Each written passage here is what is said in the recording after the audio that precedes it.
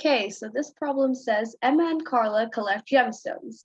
Originally, the ratio of the number of Emma's gemstones to that of Karla's was 1 to 2. After Emma bought 21 gemstones, the ratio of the number of Emma's gemstones to that of Karla's turned to 2 to 1. How many gemstones did Karla have if she didn't acquire any additional gemstones?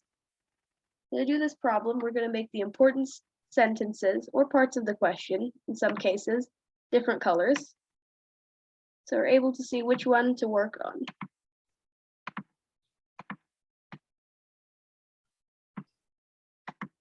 The first ratio will be in red, and the buying of gemstones plus the second ratio is in blue. And to visually present the solution of this problem, we're going to make a table with Emma's and Karla's gemstones, which of course will be represented visually.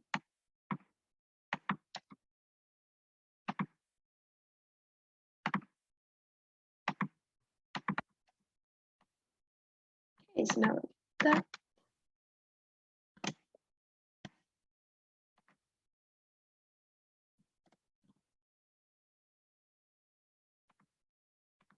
Okay, so now that we have the table made, we're going to fill in the table with the values. We're going to look at the red sentence first, which says, originally the ratio of the number of Emma's gemstones to that of Karla's was 1 to 2, meaning if Emma's ratio to that of Karla's is 1 to 2, Karla has twice as many gemstones as Emma. And to represent that, we're going to give Emma one circle, which represents a certain number of gemstones. And we're going to give Karla 2 of those circles, since we know she has twice as many gemstones as Emma.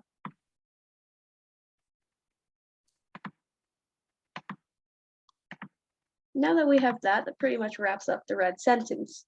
Now we move on to the blue sentence, which says, after Emma bought 21 gemstones, the ratio of the number of Emma's gemstones to that of Karla's turned to 2 to 1. So we're going to focus on the first part, after Emma bought 21 gemstones. We're going to put that into the table by putting a plus 21. That will show that she has bought 21 additional gemstones, and Karla did not buy any. Now we move on to the second part of the blue sentence. The ratio of the number of Emma's gemstones to that of Karla's turned to 2 to 1. So now Emma has twice as many as Karla. And to do that, and we need to figure out how many gemstones Karla had if she didn't acquire any additional gemstones. So to do that, we're going to be comparing Emma's amounts. Emma's first amount on the table is the 1 circle plus 21. But in the blue sentence, it also shows that she has twice as many as Karla. So to compare the amounts, we're just going to write Emma's amount can be represented by the following. And since we want twice as many as Karla, we'll just take Karla's 2 circles that she has, and we'll give her twice as many, which is 4 circles. And now we can compare the two amounts. Right, so now we're going to compare Emma's 2 amounts. We have the first one in terms of the red sentence, the 1 circle plus 21. And we have the second one that is in terms of Karla's amounts, which is 4 circles.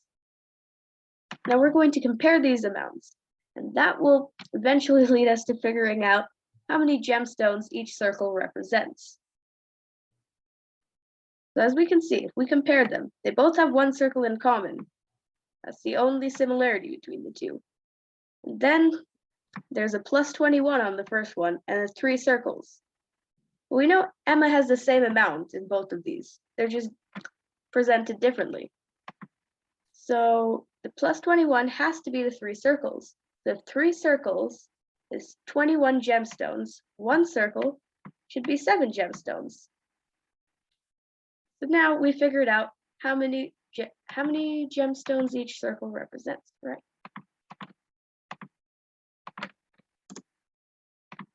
Just move that over and write down our finding. Each circle represents 7 gemstones. Now that we have that, we can just figure out how many gemstones Karla had in terms of the table. And she didn't buy any gemstones either. So that means we just have 2 circles, and each circle represents 7 gemstones. So Karla must have had 14 gemstones. And we'll write that down.